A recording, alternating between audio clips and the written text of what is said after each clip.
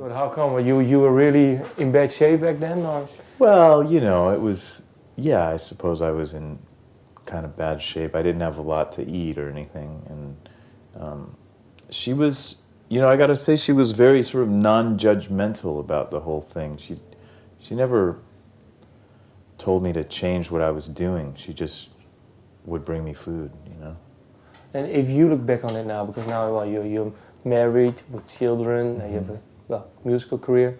How did you come into that heroin phase? Can you explain a little bit now, maybe in retrospect, if you look back on it?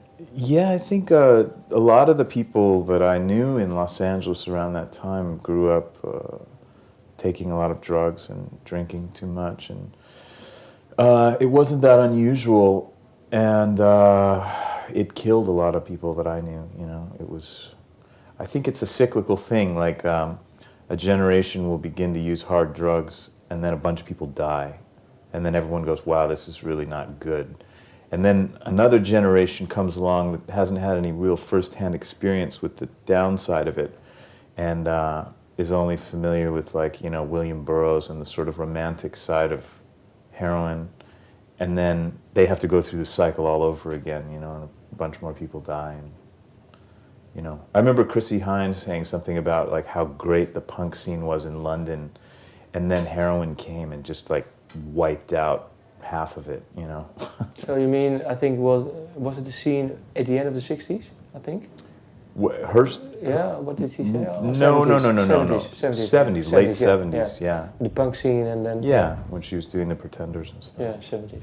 And what made you then decide, well, this isn't my thing anymore?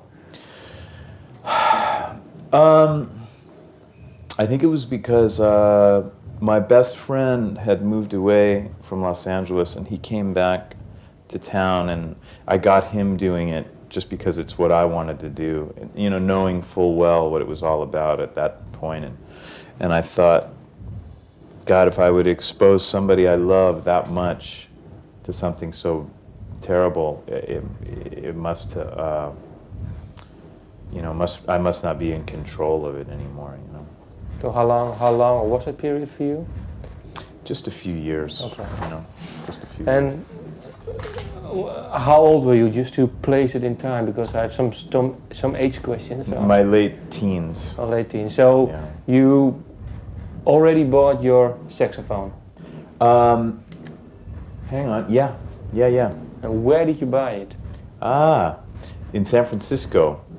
There was a music store on Haight Street, and there was a guy that worked there, a gay guy by the name of Rock Star. And rock bottom. Yeah, I saw this sax. I had started listening to John Coltrane and decided I wanted to play the sax, and I was saving up money. I worked at this restaurant called Hamburger Mary's that if you looked like a freak, you could work at this place. It was one of the few places, you could really work at. It was like punk rockers and drag queens, And he said he had to repair the sax, and that there was another guy, a French guy, who also wanted it. It was a beautiful old silver saxophone. And whoever came first or, could get it, and I ended up buying it. So you were into jazz back then, and that's why you bought the saxophone? Yeah, I was just starting to listen to John Coltrane and Thelonious Monk and things like that. Maybe because of the heroin, I don't know, or? Oh, maybe a little bit, yeah, could be. It's all part of that.